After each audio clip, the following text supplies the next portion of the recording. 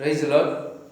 ஆண்டவரும் இரட்சகருமாய் இருக்கிற இயேசு கிறிஸ்துவின் இனிய நாமத்தினாலே அனுதின வாழ்வின் மன்னாவின் நிகழ்ச்சிக்கு உங்களை அன்புடன் வரவேற்கிறேன். கர்த்தர் தாமே உங்களை ஆசீர்வதிப்பாராக. இந்த வாழ்வின் மன்னாவுக்கான வார்த்தை மத்தேயு 21 அதிகாரம் 42வது வசனத்துக்கு நேராக திருப்பிக் கொள்ளுவோம். மத்தேயு சுவிசேஷ புஸ்தகம் 21 அதிகாரம் 42வது வசனத்துக்கு நேராக நாம் திருப்பிக் கொள்வோம். வேதம் யாக சொல்லுகிறது, இயேசு அவர்களை நோக்கி, வீடு கட்டுகிறவர்கள் ஆகாதென்று தள்ளின கல்லே மூளைக்கு தலைக்கல்லாயிற்று, அது கர்த்தராலே ஆயிற்று, அது நம்முடைய கண்களுக்கு ஆச்சரியமாயிருக்கிறது என்று நீங்கள் வேதத்திலே ஒரு காலம் வாசித்ததில்லையா என்று சொல்லி பார்க்குறோம். எனக்கு அருமையான தேவஜனை இதில் பார்க்குறோம், வீடு கட்டுகிறவர்கள் ஆகாதென்று தள்ளின கல்லே, ஆகாது என்று தள்ளின கல்லே மூளைக்கு தலைக்கல்லாயிற்று, மூளைக்கு தலைக்கல்லாயிற்று, அது கர்த்தராலே ஆயிற்று, அது நம்முடைய கண்களுக்கு ஆச்சரியமாக இருக்கிறது என்று சொல்லி இங்கே பார்க்குறோம் வேதாகமத்தில். எனக்கு அருமையான தேவ ஜனமே, கர்த்தருடைய பிள்ளைகளை இதை பார்த்து கொண்டு கேட்டுக்கொண்டிருக்கிற அருமையான ஜனமே, ஆகாது என்று தள்ளின கல்லே மூளைக்கு தலைக்கல்லாயிற்று. இந்த நாளுடைய மன்னாவின் வார்த்தை, ஆகாதென்று தள்ளின கல்லே, வீடு கட்டுகிறவர்கள் ஆகாதென்று தள்ளின கல்லே மூளைக்கு தலைக்கல்லாயிற்று. எனக்கு அருமையான தேவ ஜனமே, கர்த்தருடைய பிள்ளைகளை இதை பார்த்து கொண்டு கேட்டுக்கொண்டிருக்கிறவர்களே,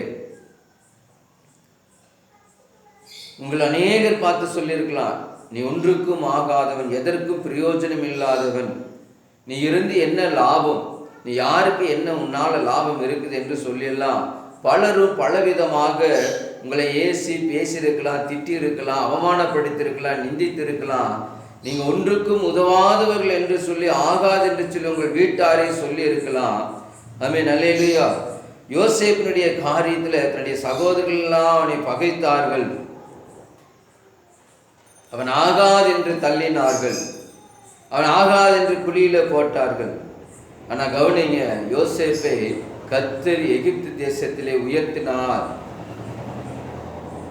தாவீது ஒன்றுக்கும் உதவாதவன், ஆடு மாடு மேய்க்கிறவன் என்று சொல்லி ஆகாது என்று தள்ளினாங்க. ஆனால் கர்த்தர் பாருங்க, அந்த சமஸ்த இஸ்ரவேலருக்கும் ராஜாவை ஆக்கினார். இது கர்த்தராலே ஆயிற்று, எந்த ஒரு மனிதனும் அல்ல. தாவீது அபிஷேகம் பண்ண வந்தபோது இவனல்ல இவனல்ல என்று சொல்லி, இன்னும் யாரா குமாரன் இருக்கிறான் என்று சொல்லி கேட்டபோது, ஒருவன் ஆடு மேய்த்து கொண்டிருக்கிறான் என்று சொல்லி. எனக்கு அருமையான தேவ ஜனமே, கர்த்தருடைய பிள்ளைகளே, கவனிங்க, கர்த்தரால் இது ஆயிற்று, இது கர்த்தரால் ஆயிற்று, இது நம்முடைய கண்களுக்கு ஆச்சரியமாய் இருக்கிறது. பஞ்ச காலத்திலும் போஷிப்பதற்காக யோசேப்பை தேவன் எகிப்து தேசத்திலே வச்சிருந்து தன்னுடைய சகோதரர்கள் எல்லாம் போஷிப்பதற்கு கர்த்தர் வைத்திருந்தார். ஆகாது என்று யாரெல்லாம் தள்ளினாங்களோ அவங்களுக்கு அவன் மூளைக்கல்லாயிருந்தான், அவன் மூளைக்கல்லாயிருந்தான், பிரதான மூளைக்கல்லாக இருந்தான். யாரு ரிஜெக்ட் பண்ணாங்களோ, யாரு ஒதுக்கினாங்களோ, ஆடு மாடு மேய்த்து கொண்டிருந்தவனை கர்த்தர் இஸ்ரவேல் ஜனங்களுக்கு, சமஸ்த இஸ்ரவேல் ஜனங்களுக்கு ராஜாவாக்கினார். ஒரு இளைப்பாறுதலை கர்த்தர் வைத்திருந்தார். இது கர்த்தராலே ஆயிற்று. எனக்கு அருமையான தேவ ஜனமே, இந்த வார்த்தை நேரம் உங்களுக்கு வருகிறது. உங்களை இப்படி எல்லாரும் சொல்லலாம், ஒன்றுக்கும் உதவாதவன், எதற்கும் பிரயோஜனம் இல்லாதவன், இவனால ஒண்ணு ஆகாது என்று சொல்லலாம். உங்களை திட்டலாம், பேசலாம், ஏசலாம், உன்னை வெறுக்கலாம், பகைக்கலாம். ஆனா யார் ஆகாது என்று சொல்லுகிறாங்களோ அவங்களுக்கு முன்பாக தேவன் நீதான் வேண்டும் என்று சொல்லி கர்த்தர் உங்களை தேர்ந்தெடுக்கிறவராய் இருக்கிறார். அல்லேலூயா, அல்லேலூயா. வாசிக்கிறோம். 1 பேதுருவின் புஸ்தகத்துக்கு நேராக திருப்பிக்கொள்ளும். 1 பேதுருவின் புஸ்தகத்துல 2ஆம் அதிகாரம் 7வது வசனம் இப்படியாக சொல்லுகிறது. எனக்கு அருமையான தேவ ஜனமே, ஆகையால் விசுவாசிக்கிற உங்களுக்கு அது விலையேற பெற்றது. யாரெல்லாம் ஆண்டவராகிய இயேசு கிறிஸ்து விசுவாசிக்கிறாங்களோ, அந்த மூளைக்கல்லாகிய இயேசு கிறிஸ்து விசுவாசிக்கிறாங்களோ, அவங்களுக்கு அது விலையேற பெற்றது. கீழ்ப்படியாமல் இருக்கிறவர்களுக்கோ வீட்டை கட்டுகிறவர்களால் தள்ளப்பட்ட பிரதான கல்லாகிய அந்த கல் இடர்களுக்கு ஏதுவான கல்லும் விழுகிறதுக்கு ஏதுவான கண்மலையுமாய் இருக்கிறது.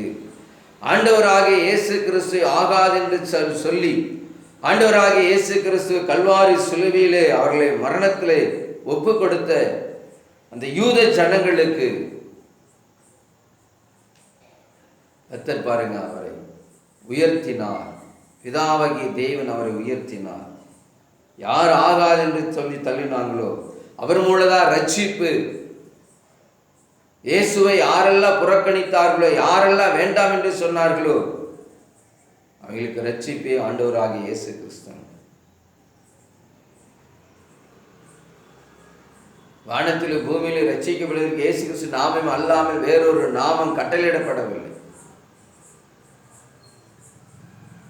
இதிலே 6வது வசனம் சொல்லுது, அந்தப்படியே இதோ தெரிந்து கொள்ளப்பட்டதும் விலையேற பெற்றதுமாய் இருக்கிற மூளைக்கல்லை சீயோனிலே வைக்கிறேன், அதன் மேல் விசுவாசமாய் இருக்கிறவன் வெட்கப்படுவதில்லை என்று சொல்லுகிறது. ஆமென், அல்லேலூயா. எனக்கு அருமையான தேவ ஜனமே, கர்த்தருடைய பிள்ளைகளே, உங்களை எல்லாரும் ஒதுக்கலாம், உங்க பெற்றோர் ஒதுக்கலாம், உங்க கூட பிறந்த சகோதரர் ஒதுக்கலாம், உங்க சொந்த பந்தங்கள் எல்லாம் ஆகாது என்று சொல்லலாம். அவன் ஊர் சுத்தி ஒன்னுக்கும் ஆகாதவன், எதற்கு பிரயோஜனம் இல்லாதவன் என்று சொல்லி உற்றார் உறவினர்கள் அக்கம் பக்கத்தார் எல்லாம் உங்களை ஒதுக்கி வைக்கலாம், துரத்து விடலாம், வெறுக்கலாம்.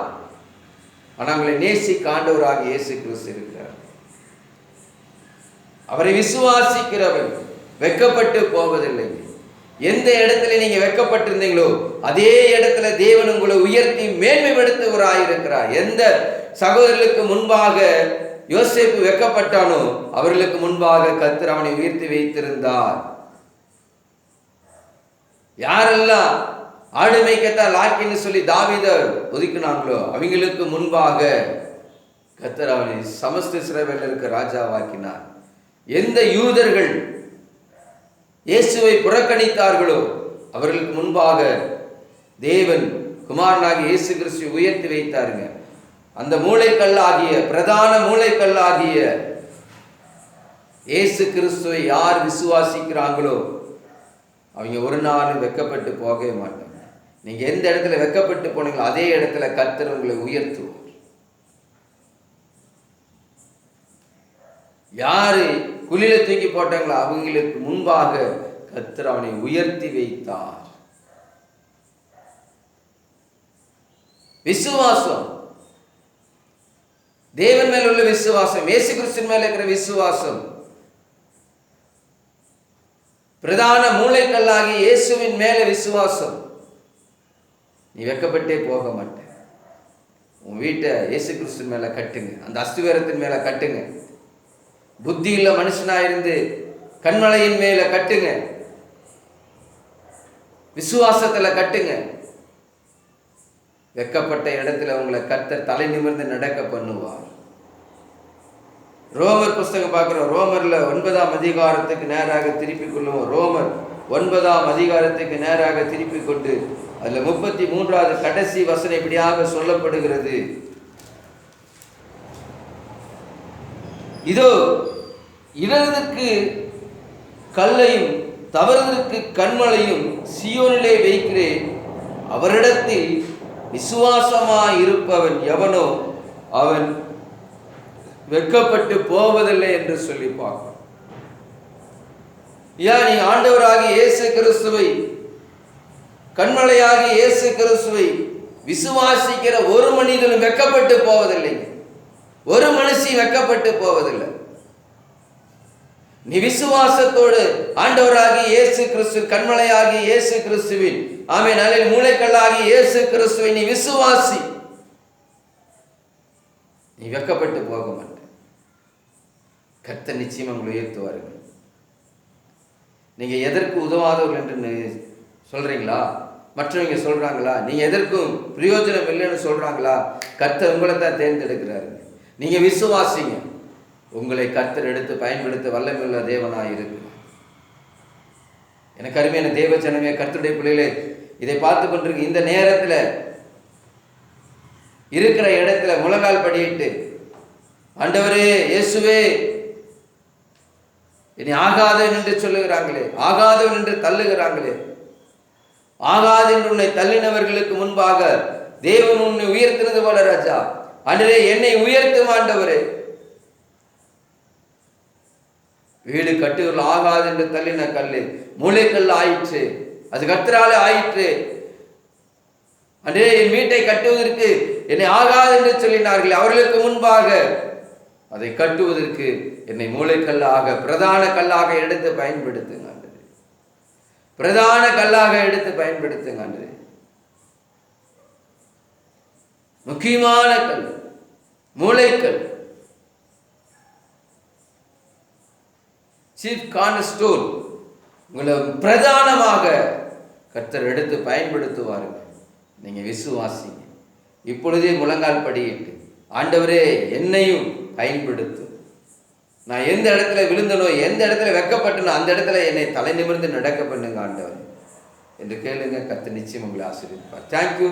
God bless you. ஆமென்.